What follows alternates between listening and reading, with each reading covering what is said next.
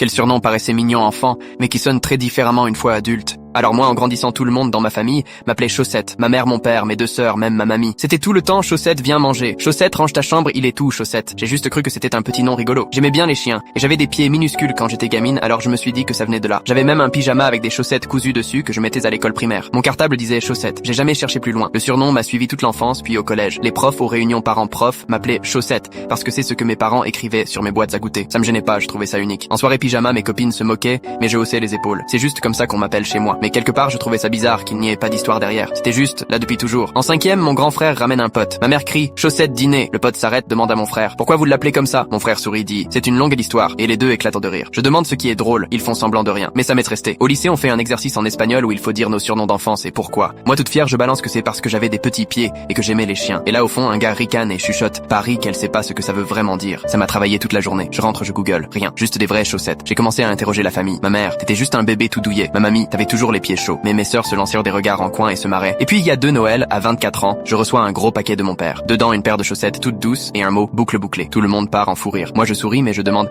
ok c'est quoi le vrai délire avec ce surnom? Mon père lève les mains genre, bon ok faut que tu saches. Ma mère se cache déjà le visage en rigolant. Apparemment bébé j'avais une obsession chelou pour mes pieds. Je passais mon temps à les mettre dans ma bouche, à les mordre au point d'avoir la peau rouge. Ils ont tout essayé pour m'empêcher de le faire. Des jouets de dentition, rien à faire. Ce qui marchait c'était de me mettre des chaussettes. Sauf que je détestais ça. Je hurlais, j'essayais de les arracher. Un soir ils m'ont filmé dans mon lit en train de grogner comme un petit monstre et de tirer dessus. J'arrivais à en enlever une. Je la fixais genre j'avais gagné puis je mâchouillais mon pied jusqu'à m'endormir. Et le matin j'étais furieuse de voir l'autre toujours là. Ça a duré des semaines. Mes sœurs adoraient. Elles m'ont appelé le monstre des chaussettes. Puis juste chaussettes. Après c'est devenu une blague familiale. Chaque fois que je piquais une crise on me balançait, ouh là y en a une qui a perdu une chaussette. À la fac après ma première rupture, ma mamie m'a tendu une paire de chaussettes comme si c'était un mouchoir. Et maintenant je repense à tous ces Noëls et anniversaires avec mes proches qui se marrent en douce. Je peux même pas leur en vouloir. J'étais vraiment une petite gremlinesque anti-chaussettes.